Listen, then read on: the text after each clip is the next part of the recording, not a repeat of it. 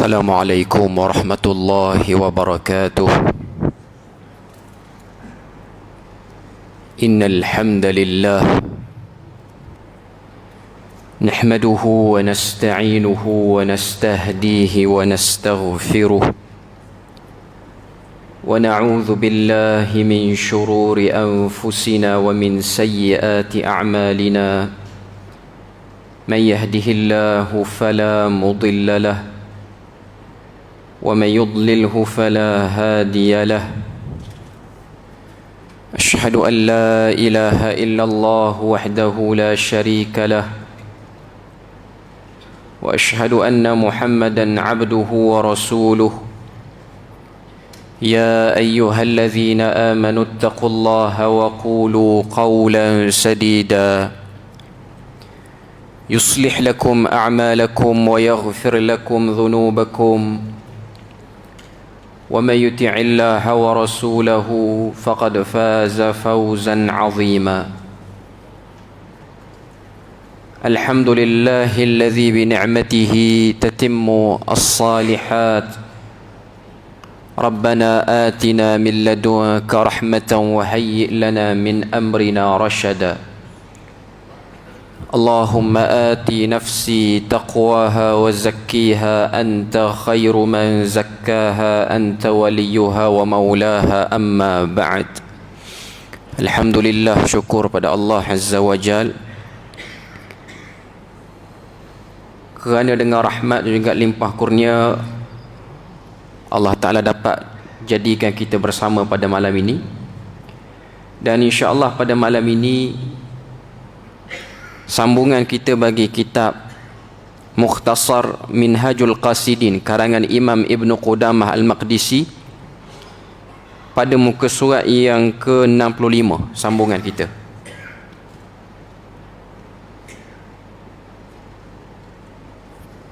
Iaitu kitab puasa, rahsia-rahsia, urgensi dan apa yang berkaitan dengannya. Ataupun dalam bahasa Arab, Kitabus Sawmi wa Asrarihi wa Muhimmatihi wa ma yata'allaqu bihi. Okay. Kita dah masuk kepada bahagian yang keempat dalam buku terjemahan ni. Kalau dalam teks Arab ni, dalam kitab Arab, ianya bahagian yang kelima. Tak apalah, ada perbezaan yang agak ketara antara terjemahan dan teks asal. Kita tengok terus kepada muka surat yang ke-65. Kata penulis rahimahullahu ta'ala, ketahuilah bahawa puasa mempunyai kekhususan yang tidak dimiliki oleh selainnya. I'lam anna fis sawmi khasisatan laysat fi ghairi, iaitu penyandarannya kepada Allah Azza wa Jalla, wa hiya idafatuhu ila Allah Azza wa Jalla haitsu yaqulu subhanahu, dia berfirman, as-sawmu li wa ana ajzi bihi, puasa itu untukku dan aku yang membalasnya. Ni potongan daripada hadis kursi. Kalau kita tengok dalam nota kaki tu, hadis yang diriwayatkan oleh Al-Imam Al-Bukhari, diriwayatkan juga oleh Al-Imam Muslim dan juga Imam An-Nasai daripada sahabat iaitu Abu Hurairah radhiyallahu anhu.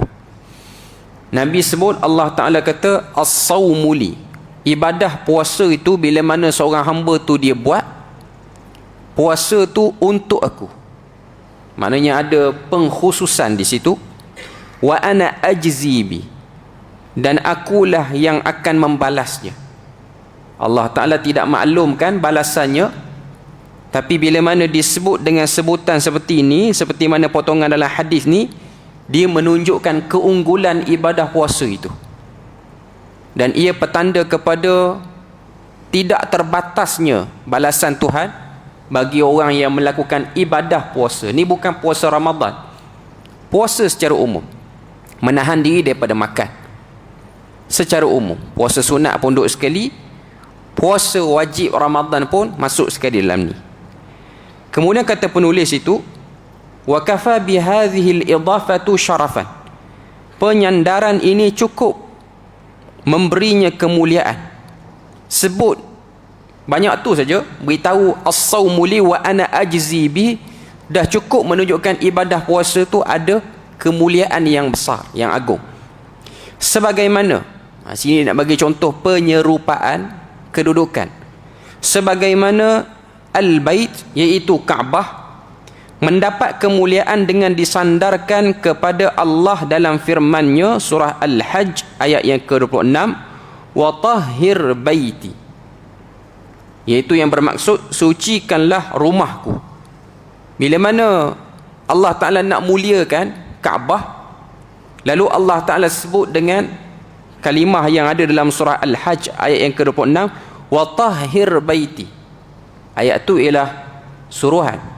Allah Ta'ala suruh kita sucikan rumahnya. Sucikan rumah di sini maksudnya dari segi literalnya, dari segi bahasanya, jangan ada apa-apa kotoran dalam Baitullahil Haram itu, iaitu dalam Masjidil Haram. Itu maksud yang dari segi literal.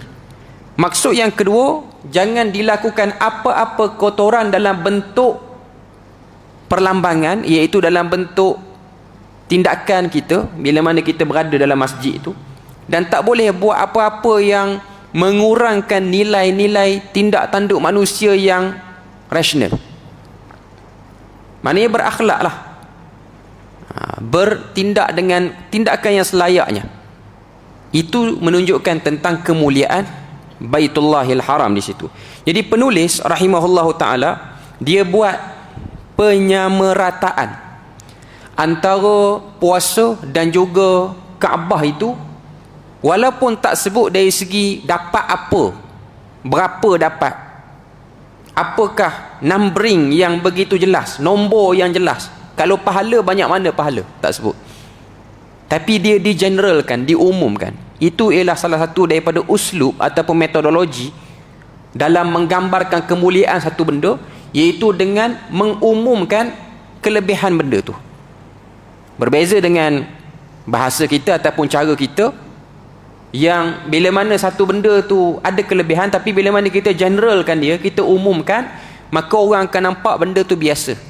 Tapi berbeza dengan uslubul Quraniyah, iaitu uslub dalam Al-Quran dan juga uslub dalam hadis, bila mana nak gambarkan satu benda tu besar, ianya ialah satu benda yang diumumkan. Tak boleh nak bagi apa perkataan dah. Contoh yang lain yang tak ada dalam buku ni, tapi kita boleh gunakan sebagai salah satu contoh untuk faham bila mana satu benda tu diumumkan oleh Nabi, ataupun ditutup ruangnya untuk dihikayatkan apa lagi perkataan yang boleh digunakan. Contoh, bila mana Nabi cuba untuk gambarkan apa yang Nabi nampak dalam syurga pada malam Isra' Mi'raj. Nabi cuma beritahu dekat kita, dekat para sahabat dan kita semualah, syurga itu ma la ainun ra'at wala uzunun sami'at wala khatara ala qalbi bashar. 3 elemen Nabi sebut. Mata tak pernah tengok, ma la ainun ra'at wala uzunun sami'at, dan telinga tak pernah dengar, wala khatara ala qalbi bashar, dan tak pernah terlintas dalam fikiran manusia. Waktu saya belajar hadis ni, guru yang mengajar hadis dulu dia sebut, nak faham hadis ni dia bagi kita satu test, satu ujian untuk nak nampak benda tu agung, besar, hebat. Dia kata cuba fikir satu warna yang orang tak belum buat lagi, belum olahkan lagi warna. Tuan-tuan cuba fikir warna apa yang orang tak buat lagi sekarang, ataupun bunyi apa yang tak pernah tuan-tuan dengar atas dunia ni. Tuan-tuan cuba bayang bunyi tu, cuba create satu bunyi ataupun satu warna yang tak pernah mana-mana ada orang buat, tak pernah ada adunan. Biasanya bila mana kita cuba fikir, biasanya benda tu dah pernah ada. Dah pernah ada. Contoh, kita macam fikir, saya nak buat satu warna ni macam tak pernah keluar, tapi rupa-rupanya kita tak check habis lagi, dah ada dah orang keluarkan warna tu. Cuma kita je perasan kita first orang yang buat benda tu. Sebab itulah bila mana digambarkan gambaran-gambaran keberhalaan dalam bentuk patung ataupun dalam bentuk lukisan, agama-agama selain pada agama Islam yang ada unsur-unsur patung ni, tuan-tuan akan tengok patung yang disembah dan dipuja ni biasanya dia ada elemen imajinasi orang dah di situ. Sebab tu dia akan menyerupai kadang-kadang orang, kadang-kadang menyerupai haiwan, kadang-kadang dia combine antara haiwan dan orang. Dia tak boleh create satu wajah yang baru. Walaupun ada orang kata tu wajah hantu yang orang duk buat tu, itu pun hasil imajinasi orang, something spooky ataupun benda yang menyeramkan macam tu. Maknanya dia boleh bayang. Tapi Nabi sebut ma la ainun ra'at wala udhunun sami'at wala khatara ala qalbi bashar.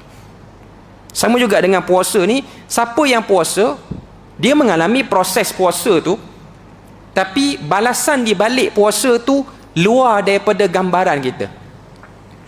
Sebab cuba kita bilang benefit puasa daripada berbagai angle. Daripada segi spiritual satu, lepas pada tu daripada segi kesihatan. Yang bab kesihatan ni pun kalau tuan-tuan tengok kelebihan orang berpuasa, tak kira lah puasa yang macam kita buatlah Ramadan ataupun puasa yang lagi panjang, IF, intermittent fasting, lagi panjang daripada tu 18-20 jam, ataupun mungkin puasa macam puasa Nabi Daud 24 jam puasa, kemudian stop sehari, kemudian buat lagi, ataupun puasa yang wisal lagi panjang daripada tu. Benefit dari segi kesihatan saja. Sebenarnya research tentang kelebihan puasa ni tak habis lagi. Research, orang buat kajian apa kebaikan puasa. Walaupun kita dah maklum kebaikan puasa ni yang paling common sekali ialah mengembalikan tubuh badan kita tu kepada komposisi yang paling ideal. Maknanya jadi berat badan kita ideal dan membantu sel-sel yang mati dalam badan kita ni dapat di-recycle dengan sel-sel yang lebih berkualiti. Itu paling basic lah. Tapi masih ada lagi kebaikan di belakang tu yang belum dikaji, yang masih lagi sedang diperhatikan.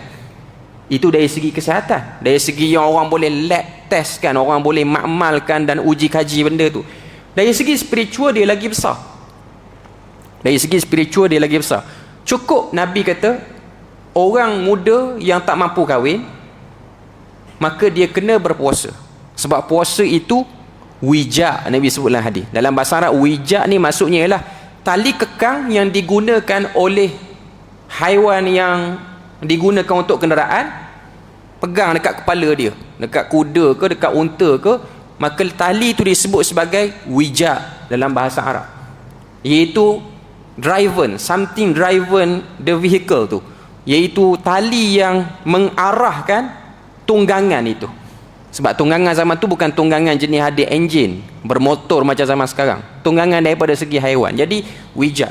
Jadi puasa tu dari segi spiritualnya dia boleh memandu syahwat satu orang supaya dia tak tenggelam. Itu antara benda yang paling common, basic kita tahu. Tapi lebih pada tu, sebab Allah Ta'ala sebut as-sawmu li wa ana ajzi bi. Pemilihan perkataan ajzi itu pun dah besar. Ajzi mai pada perkataan jaza yang bermaksud ganjaran-ganjaran yang kita tahu dan ganjaran-ganjaran yang kita perasan, dan di sebalik itu tambahan daripada ganjaran itu ada ganjaran-ganjaran yang kita tak perasan. Maknanya benefit yang kita dapat tu daripada banyak ruang bila mana digunakan perkataan jaza di situ. Okay. Kemudian disebut puasa diberi keutamaan kerana dua perkara. Pertama, ia adalah rahsia dan merupakan amal batin. Manusia tidak melihatnya dan tidak dimasuki oleh riak. Itu asal bagi puasa. Satu orang yang berlapar, luaran dia dengan orang yang kenyang tak ada beza. Orang kenyang dengan orang lapar tak ada beza. Bila mana dia tak buat apa-apa. Jadi itu dari segi umumnya, siapa-siapa yang puasa, puasa ni sifat dia ianya terkepung daripada kelihatan orang, daripada penglihatan orang. Beza dengan salat, orang nampak kita angkat takbir. Beza dengan baca Quran, orang nampak dan orang dengar bunyi bacaan itu. Beza dengan ibadah-ibadah lain, orang nampak. Tapi untuk puasa, orang lain tak akan tahu, sehingga yang berpuasa beritahu dekat orang dia puasa. Tu sahaja cara dia untuk kita tahu orang tu puasa. Ataupun mungkin sekarang kita umpan dia dengan belanja makan hari ni. Dia pun tak agak-agak itu ini apa semua. Kita pun belum sempat dia jawab, kita pun kata ke puasa sunat. Dia usaha nak cover tapi tak dapat cover. Jadi nak belanja orang ni pun kena ada fit jugalah tuan-tuan. Kalau tuan-tuan jenis kenal orang yang jenis suka puasa dah, tuan-tuan, kita sebenarnya boleh cam satu orang tu dia kaki puasa ke tak puasa sekarang tanpa perlu kita tanya dia pun.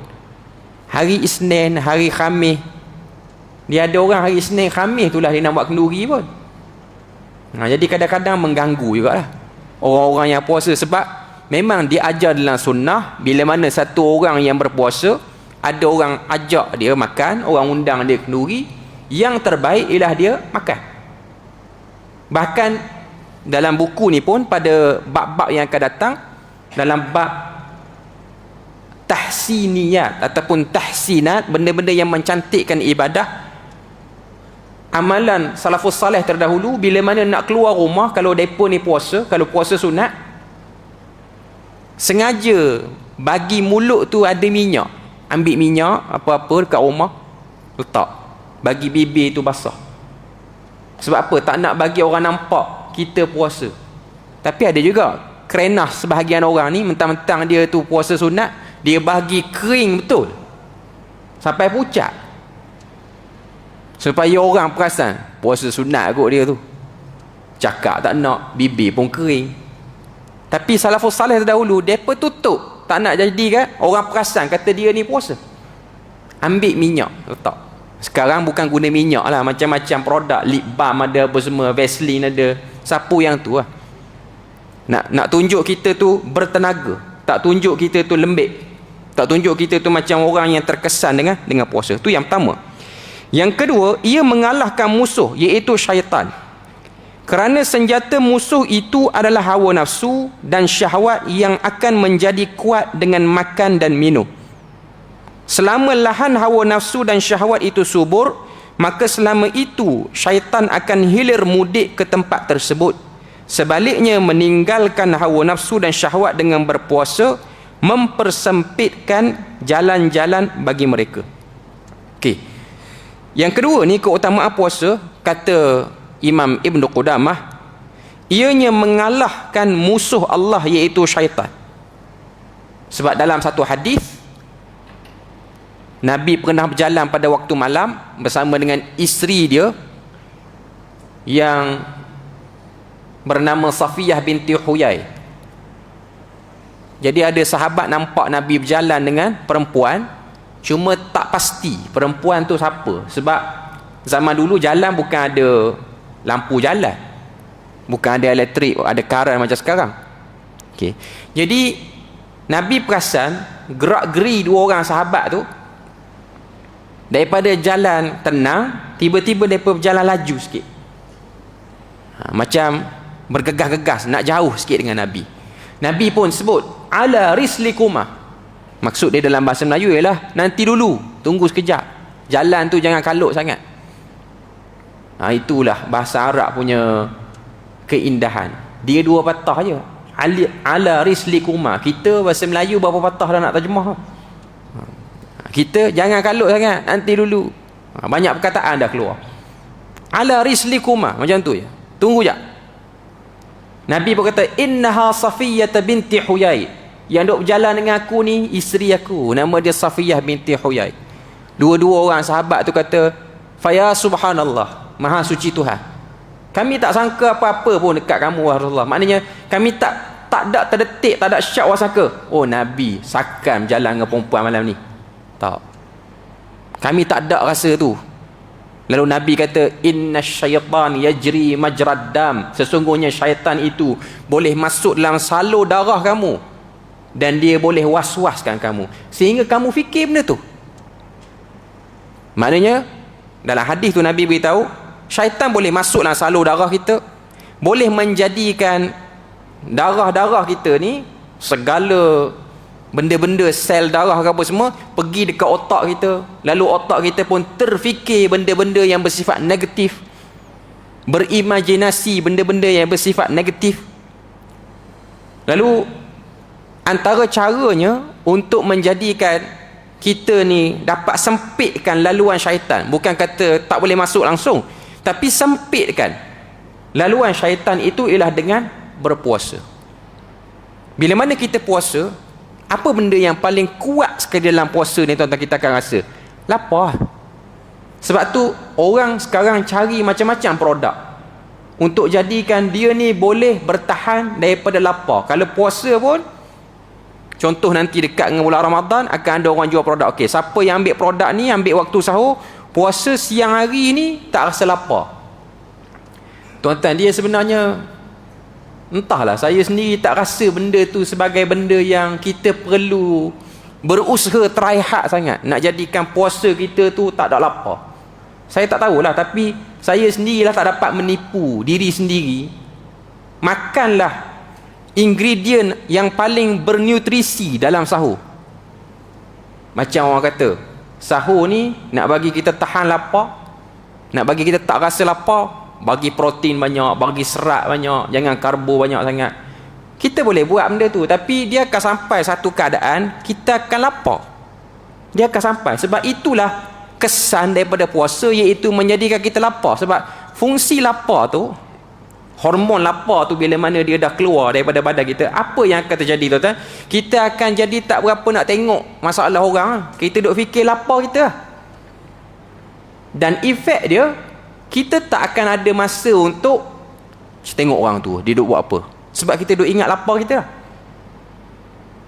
Sebab tu kalau tuan-tuan tengok kan, kalau orang yang puasa bulan Ramadan, dia pergi bazar Ramadan dalam keadaan lapar, dia tak sempat tengok dah orang mana yang berjalan. Dia hanya tengok fokus yang kuih apa-apa semua tu lah, makanan. Dia tak peduli dah siapa meniaga apa semua. Sebab hormon dia dah bereaksi dah. Hormon lapar dia dah keluar. Asalnya macam tu.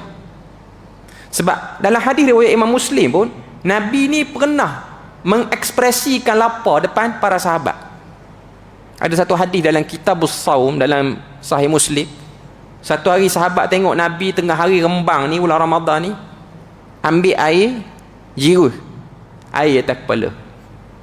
Nabi ambil air, Nabi letak air yang sejuk tu, Nabi lalukan dekat leher Nabi. Sahabat tanya, kenapa ya Rasulullah, hari ni dahaga lain macam? Nabi beritahu kataan tu. Tuan-tuan boleh bayang, Nabi as a human being, manusia, dia kata hari ni panah lain macam. Normal benda tu normal. Tuan-tuan jangan rasa benda tu kurang pahala ke tak. Ni ada orang, jangan duk sebut lapar ke dahaga ke, nanti sedangkan Nabi sebut kataan itu. Nabi kata hari ni panah, lapar pun rasa kuat sikit, dahaga pun rasa kuat sikit. Sebab itulah manifestasi daripada puasa hakikatnya, tak dapat disembunyikan. Jadi bila mana kita lapar, syaitan ni dia tak boleh nak generate dah kita punya otak ni untuk tengok orang lain. Sebab tu bila mana kita over lapar, yang terlalu lapar sangat, maka kita akan berhalusinasi dengan keadaan sekeliling. Sebab tu kalau orang, tuan-tuan boleh test puasa yang, tapi Nabi larang kita puasa lebih daripada sehari ni. Nabi suruh kita puasa maksimum 24 jam dry fasting, puasa yang kering, tak ambil air. Sebab ada orang sekarang dia puasa kerana kesihatan 72 jam 3 hari, tapi air ambil, air tu pun letak garam, jadi dia kuat lah sikit. Tapi yang puasa dry ni, puasa kering, tak ambil apa-apa, maksimum Nabi pesan dekat sahabat dan kita semua, sehari semalam. Esok rest, jangan try lagi, jangan try hard lagi. 24 jam tak makan tak apa, esok makan. Tu pun dengan sederhana, bukan makan melantak macam kebuluran, makan sederhana. Esok nak sambung lagi 24 jam, silakan. Tapi bila mana kita mulai dry fasting, kita mulai puasa lebih pada 24 jam, masuk ke jam yang ke-25 je, kita mula berhalusinasi. Tanda-tanda awal halusinasi tu, kita akan rasa orang berinteraksi dengan kita sedangkan orang tu tak bercakap apa pun dengan kita. Orang tuan-tuan datang masjid, masuk jam ke-25 dah lapar, tuan-tuan akan rasa ada orang nak bercakap, tapi orang tak bercakap pun. Masuk jam yang ke-30, tuan-tuan akan rasa lagi pelik, benda-benda pegun mulai bercakap. Ni tiang, kipas, tiang beritahu, pergi lah makan. Dia dah mulai lain macam lah. Dan golongan-golongan, maaf saya sebut, bila mana dah sebut bab ni, golongan-golongan sufi yang menyeleweng ni, dia orang nak dapatkan zuk, kata Nabi hadir, malaikat boleh bercakap, dia orang akan gunakan elemen lapar ni, tapi bukan elemen lapar yang sihat tu, puasa yang sihat tu.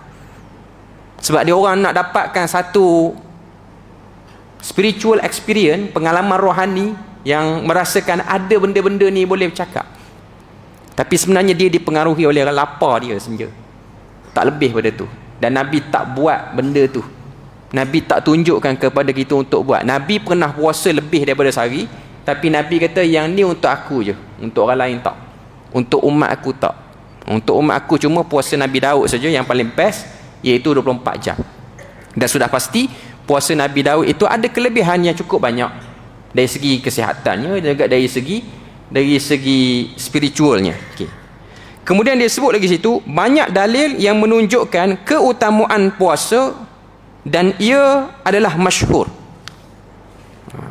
Muka surat yang ke-66, fasal tentang sunnah-sunnah puasa. Okay. Jadi dia sebut tadi dua keutamaan puasa, menyempitkan ruang syaitan. Sebab tu antara rawatan orang yang terkena, dia rasa dia kena gangguan syaitan, dia kena sihir ke apa, dia rasa lah, kalau dia rasa, dia mulai ada rasa benda-benda seperti itu. Contoh dalam rumah dia, tuan-tuan, dalam rumah dia ni, apa yang saya baca dalam As-Sarim Al-Battar oleh Syekh Wahid Abdul Salam Bali. Syekh Wahid Abdul Salam Bali ni antara tokoh yang masih hidup zaman kita dalam bab ruqyah. Dia ni orang Mesir tapi sekarang duduk di Qatar. Sekarang duduk di Qatar.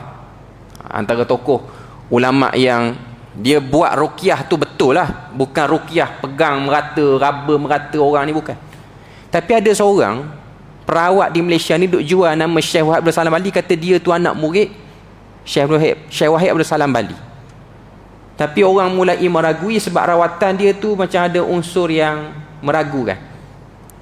Saya rasa tak nak sebut kot nama, tapi tuan-tuan kenal lah nama dia. Dia adalah nama pusat rawatan dia. Rasanya sekarang dah ada datuk ke doktor ke apa, tapi datuk doktor tu pun diragui lah status datuk doktor dia tu. Cuma titik awal orang meragui dia bila mana dia ada jual satu produk tu macam tetes air apa semua, lepas pada tu akan keluar penyakit melalui mata ni. So dia buatlah macam root tour seluruh Malaysia ni, seluruh negeri, buat rawatan secara percuma, standard lah. Itu dia punya market dia. Jadi bila mana dia buat rawatan tu, dia nak tunjukkan penyakit tu, antara benda yang akan keluar daripada mata tu pasir, jarum, apa benda lah. Jadi ada satu orang, dia ambil satu video dia tu great angle, tapi video tu macam dah tak ada dekat FB, tapi dia ada satu page, saya tak ingat page tu masih lagi kekalkan video tu, rawatan Islam Pulau Pinang ke apa, saya tak silap. Tapi yang ni yang betul lah ni, yang mendedahkan penipuan golongan-golongan perawat ni. Tengah-tengah kawan tu duk letak dia punya muka dalam satu pinggan tu yang ada air tu, dan kat atas ni ada orang jiru air tu. Dia keluarkan tangan daripada poket dia macam genggam something, dan orang duk shock tu lah pasir yang dia letak. Dia dah prepare dah pasir. Jadi orang ni, oh pasir, sakan pasir banyak. Dia punya nak kata apa, kotoran daripada sakitan. Tapi dia jual nama Syekh Wahid Abdul Salam Bali. Saya pernah beli buku dia, nak tengok setara mana, kalau betul ianya betul anak murid Syekh Wahid Abdul Salam Bali, beli buku dia dan cuba banding dengan buku yang Syekh Wahid Abdul Salam Bali ni. Jauh beza. Amalan-amalan yang pelik-pelik pun ada dalam tu. Dia duduk jual Nabi sebab dia kata dia duduk di Mesir dulu, dia macam tu lah, macam ni lah. Kalau tuan-tuan nak carilah. Tapi antara produk yang dia tengah jual sekarang ni lah gel lutut. Tuan-tuan carilah, saya tak nak sebut nama. Gel lutut ni bagi ada rawan tambah balik. Tak betul, kita tak tahu. Tapi terkenal lah dia tu. Tapi sekarang macam dah down sikit. Tapi dia selalu jual nama Syekh Wahid Abdul Salam Bali tu. Syekh Wahid Abdul Salam Bali masih hidup, dan dia antara perawat yang tuan-tuan boleh tengoklah rawatan dia. Okay. Yang saya tahu yang betul-betul belajar dengan dia, dengan rawatan yang betul-betul ikut, cuma seorang. Tu pun bukan orang Malaysia, tu orang Indonesia. Ustaz Muhammad Faizar nama. Yang ni betul. Yang ni memang follow Syekh Wahid Abdul Salam Bali. Tuan-tuan boleh tengok dia punya kuliah-kuliah dia. Dia ni duduk di Jogja sekarang. Jawa lah, orang Jawa. Dan dia ada buat satu kuliah yang detail tentang amalan-amalan perdukunan di Nusantara ni. Antara kitab yang dia bedah, yang menjadi kitab induk rujukan bomoh-bomoh di Nusantara ni, Malaysia, Indonesia, even Thailand pun, ialah Syamsul Ma'arif, ataupun terjemahan dalam bahasa Melayu dia panggil Pati Rahsia. Dalam buku dia buat pendedahan yang begitu luar biasa sekali. Tuan-tuan boleh dengar dia punya ceramah. Dia muda lagi, orang yang masih muda lagi. Okay. Tapi nak sebutnya ialah Syekh Wahid Abdul Salam Bali, dia kata antara rawatan ialah puasa. Jadi kalau kita rasa dalam rumah kita ada gangguan apa semua, cuba lakukan ibadah puasa. Puasa ada kesan yang begitu kuat untuk menghilangkan gangguan-gangguan daripada diri, selain daripada baca Quran apa semua itulah. Sebab puasa ni dia melemahkan. Sebab kalau tuan-tuan tengok orang-orang yang kena sihir apa-apa ni, memang mereka ni ada beberapa masalah. Pertama, dari segi nafsu makan tak terkawal. Yang kedua, kebersihan yang sangat-sangat rendah kesedaran dia. Sebab tu dalam buku Sarim Battar ni dah ada terjemahan rasanya dalam Indonesia. Antara tanda-tanda orang yang terkena gangguan-gangguan macam ni, mereka kurang jaga kebersihan diri. Salah satunya ialah kurang mandi. Dia kurang mandi ni tengok tempat agak tuan-tuan. Kalau tempat tu negara sejuk 4 musim, dia tak mandi musim sejuk, normal lah. Itu memang biasa. Tapi kalau kita Malaysia yang panas rembang macam ni cuma 2, 3, 4 hari ni je yang mendung sikit. Jadi kurang mandi sehingga orang terganggu apa semua, itu membuka pintu kepada gangguan-gangguan itu. Dan selain daripada itu ialah nafsu makan yang tak terkawal. Itu benda yang berkait. Jadi slowkan dengan berpuasa. Cara tu saja. Sebenarnya dengan puasa lah penyakit rohani kita boleh baik, penyakit jasmani pun baik. Orang kena 3 serangkai pun ubat dia puasa gaklah sekali. Even kanser pun dalam sebahagian research kata sel kanser boleh mati dengan puasa. Nak kata puasa tu wa ana ajzi bihi, di situ besarnya dia punya kelebihan. Okey. Muka surat 66, fasal sunnah puasa. Dianjurkan sahur dan mengakhirkannya. Sebaliknya disunnahkan menyegerakan berbuka dan berbuka dengan makan kurma. Puasa sunat ke, puasa wajib ke, yang terbaik ambillah sahur. Makan pada waktu sahur tu ada, wujud kan. Sebab ada orang dia ingat Ramadan je sahur ni, puasa sunat tak perlu. Dia sebenarnya kalau kita ada niat nak puasa sunat, yang terbaik kita sahur. Tapi kalau kita bangkit subuh, tiba-tiba baru rasa nak puasa, dan kita belum makan apa-apa, yang tu tak apalah, tak sahur pun, yang tu tak apa. Contoh, ada orang dia terdetik nak puasa lepas sembahyang subuh hari Isnin, dia tak makan apa-apa lagi. Okey, go on terus. Tapi kalau dia dah niat daripada malam lagi, yang terbaik ialah dengan dia bersahur. Sebab apa? Sebab tak nak bagi fitnah kepada ibadah ni. Sebab ada orang dia rasa leceh lah puasa ni, tak boleh makan itu. Sebenarnya kita ada ruang untuk isi dulu makanan, tapi kita yang menjadikan ianya terhalang. Sebenarnya ianya dihidupkan. Dianjurkan bermurah hati di bulan Ramadan. Kemudian disebut itu berbuka dengan makan kurma. Sebab apa tuan? Sebab pertama memang Nabi, action Nabi, perbuatan Nabi makan kurma. Nabi ni makan kurma sebelum daripada ada ibadah puasa lagi.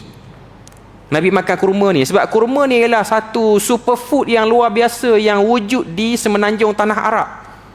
Makanan yang nutrisi dia tinggi, tak perlu ambil banyak, dan dia boleh bertahan lama, memberi tenaga pada kita. Sebab tu dalam hadis riwayat Bukhari, hadis tentang permulaan wahyu nak turun, hadis yang diriwayatkan daripada Abu Hurairah, daripada Khadijah, cerita Nabi ni sebelum daripada terima wahyu di Gua Hira, Nabi ni ada satu kebiasaan, dia panggil bertahannus, naik duduk di gua Jabal Nur. Hari ni di Mekah tu Nabi duduk, sebab waktu tu tak ada ibadah salat, tak terima wahyu lagi. Ni usia 37, 38, 39, dekat-dekat umur 40. Okay. Jadi Nabi ni akan pergi bertahannus, sebab itulah satu ibadah yang Nabi rasa macam paling ada nilai rohani yang tinggi. Kalau pergi dekat berhala ni, dia rasa macam kacau jiwa dekat Mekah, dekat Masjidil Haram tu. Okay. Jadi Nabi pun naik, dan biasanya Khadijah akan bekal makanan Nabi. Apa dia tuan-tuan? 3 je. Kurma, sawiq, yang ketiga air. Sawiq ni bukan pokok sawit tu, pokok sawit tak ada sana. Sawiq dengan qaf ialah bur, iaitu barli yang telah diletak air dan dijadikan bubur, direndam air dan Nabi bawa naik. Itulah makanan Nabi sebelum daripada jadi Nabi pun. Itulah diet Nabi, itulah makanan yang dimakan. Sayur-sayur yang beragam ni tak ada lah, nak tunggu ulang raja ke pucuk janggut ke, tak ada lah. Sebab memang suasana memang tak ada pada waktu tu. Tapi dianya satu nutrisi yang cukup, kurma yang memang ada serat, ada macam-macam dalam tu, barli dan juga air. Habis Nabi turun dan Nabi ambil balik, sehinggalah Nabi jumpa Jibril. Itulah makanan yang Nabi makan, dan itulah keseharian Nabi. Maknanya kita boleh bayang zaman itu tanpa ada industri yang mengotori makanan. Sebab zaman kita ni dah banyak ultra processed food yang mengotori industri makanan ni, menyebabkan makan makanan yang berkhasiat pun khasiat tu tak optimum. Sebab apa? Sebab kita dah menyulam makanan harian kita dengan makanan-makanan yang telah diproses.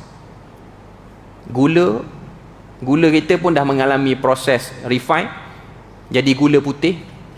Tepung gandum pun dah refine, berbeza dengan tepung. Mungkin ada orang kata Nabi dulu makan roti, ya betul, memang zaman Nabi makan roti, tapi roti zaman Nabi bukan, tuan-tuan jangan bayang roti zaman Nabi macam roti gardenia hari ni.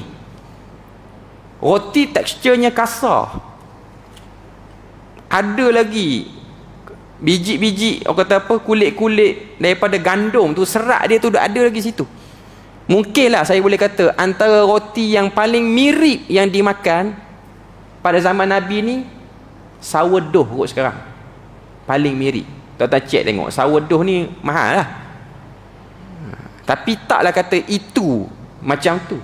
Sebab kalau tuan-tuan tengok, tuan-tuan pergi kedai makanan orang Arab hari ni kan, dia bagi roti tu pun roti yang dah guna tepung yang dah refine dah sekarang. Orang panggil ash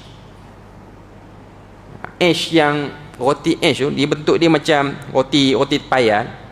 Dia bukan roti Arab yang kita duk sarapan pagi tu. Yang tu dah mulus, cantik, elok. Dia, tapi ash yang ada sekarang ni pun ash yang dah, dia panggil ash roti tu. Ash tu mai pada kataan hidup. Sebab roti itulah roti yang bersifat makanan ruji kan. Tapi kalau tuan-tuan Google tengok kan, tuan-tuan Google dalam Google ke Gemini ke, tuan-tuan kena type ash baladi. Tulislah kod mana, kod bahasa Inggeris pun, baladi, ash baladi. Kita akan nampak satu gambar tekstur roti yang warna brown, dan dia punya biji-biji tu macam kasar lagi, macam tu lah lebih kurang. Dan roti ni banyak dikonsum di Mesir, di Syria hari ni. Itulah tekstur dia lebih kasar. Itulah roti yang dimakan pada zaman tu. Tu pun roti bukan makanan bersifat hari-hari. Tuan-tuan jangan tengok orang Arab makan hari ni. Orang Arab zaman Nabi dengan orang Arab hari ni dah berbeza cara makannya, dietnya dah berbeza.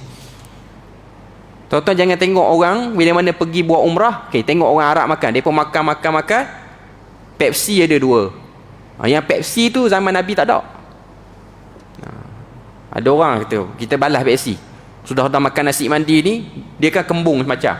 Kena Pepsi, kena Mirinda, tuang ataupun buang balik. Itu bukan diet yang betul lah. Kita tak ikut cara makan seperti itu sebenarnya. Tapi nak sebutnya itulah makanan yang Nabi guna dan Nabi konsum harian Nabi, dan itulah dalam keadaan puasa pun macam tu. Kurma. Kurma apa-apa jenis lah, apa-apa saja brand kurma. Tapi kalau refer pada zaman tu, ajwa lah. Okay. Dianjurkan bermurah hati di bulan Ramadan, melakukan kebaikan, banyak bersedekah dalam rangka meneladani Rasulullah sallallahu alaihi wasallam. Ni special untuk bulan Ramadan, iaitu bermurah hati, kongsi rezeki. Sebab bulan Ramadan lah kita akan rasa kita tak perlu ambil banyak makanan. Bulan lain mungkin kita rasa ni saya boleh habis. Kita hanya tertipu saja di awal-awal bulan Ramadan. Contoh waktu kita nak iftar tu, buka puasa tu, tengok kuih ni, tengok makanan ni, rasa macam boleh habis. Ambil 1-2 mulut dah kenyang dah. Bulan Ramadan je yang boleh menunjukkan kita ni tak perlu makan banyak dah kita boleh hidup pun. Tapi bulan lain mungkin perasaan itu tak kuat. Sebab waktu window food, waktu makan kita tu banyak, luas. Perenggan yang ketiga, dianjurkan tadarus Al-Quran, iktikaf di bulan Ramadan, khususnya di 10 akhir darinya, dan meningkatkan ibadah pada bulan tersebut. Tadarus ni tuan-tuan, satu benda, walaupun kita dah lepas banyak bulan dah bulan Ramadan, tapi kita menuju ni pun nak habis dah ni bulan Muharram ni, nak masuk bulan Safar dah pun. Okay. Mana kita ada 8 bulan lagi nak menuju bulan Ramadan ni. Okay. Dianjurkan tadarus. Tadarus ni maksud dia apa? Dengar seorang baca Quran, kita perhati bacaan dia. Tadarus ni bukan baca serentak ramai-ramai sampai riau habis, betul bukan. Dengar dan perhati. Tapi sebenarnya tadarus ni dia mai pada perkataan darasa, yang bermaksud belajar something. Cuma tadarus ini telah dibuat satu silibus khusus tempat kita, iaitu mesti pulun bagi habis semalam sejuzuk. Saya tak tahu benda ni sangat hidup di negara kita dan juga Nusantara. Tapi kalau di negara-negara Arab, benda ni kurang.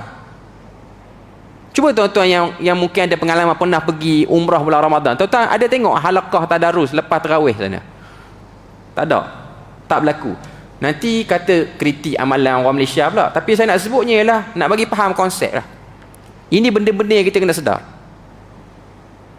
Kita ni, sistem dan hubungan kita dengan Al-Quran ni, di dalam komuniti kita ni, hubungan kita ni kadang-kadang dia hubungan yang tidak natural, tidak semula jadi. Dia macam hubungan yang menekan, hubungan yang memberatkan. Contoh daripada segi pendidikan, orang kita ni sangat rasa teruja kalau anak boleh hafal Quran. Bermula daripada ibu bapa yang bangga anak hafal Quran, kemudian pengusaha pusat tahfiz yang bangga boleh hasilkan penghafal Quran setahun dengan bilangan sekian di pusat pengajian dia. Lepas tu pergi kepada pemimpin masyarakat yang bangga, negeri ni boleh keluarkan penghafal Quran dalam masa setahun 5,000, 6,000. Tuan-tuan tahu tak, sahabat Nabi ada berapa orang semua sekali? 140,000 orang sahabat Nabi. Berapa orang yang hafal Quran, tuan-tuan? Tuan-tuan duk agak lah. 5,000, 10,000. Tuan-tuan tahu berapa? 50 orang. Daripada 140,000 sahabat Nabi, 140,000 ramai tu. Yang hafal Quran komplit tak sampai 60 orang. Apa cerita dia sebalik itu? Lepas azan ni kita cerita.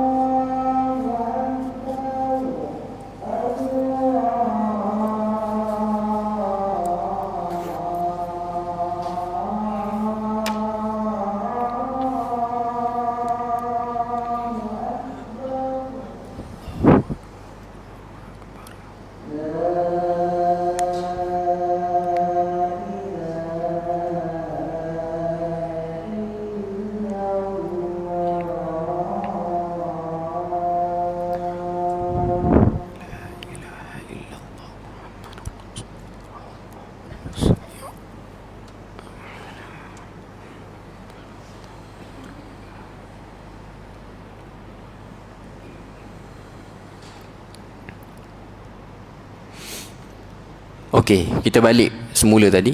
Tadi saya sebut daripada 140,000 orang sahabat Nabi, ada riwayat kata 160, ada riwayat kata 150.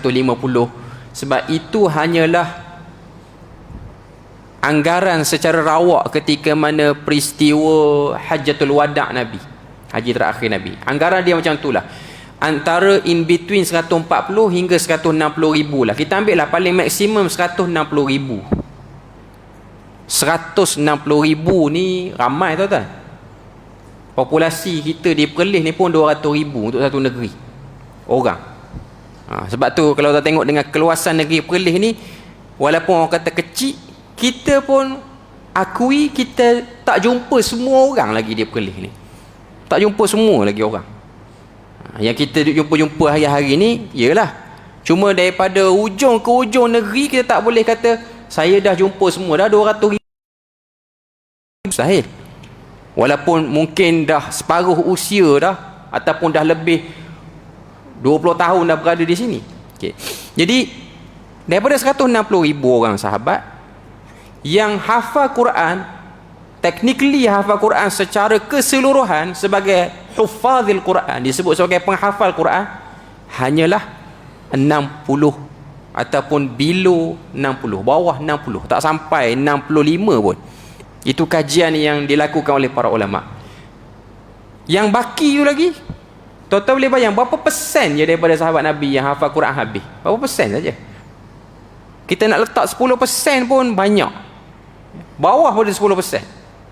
Tapi semua tu ahli syurga walaupun mereka tak hafal Quran habis.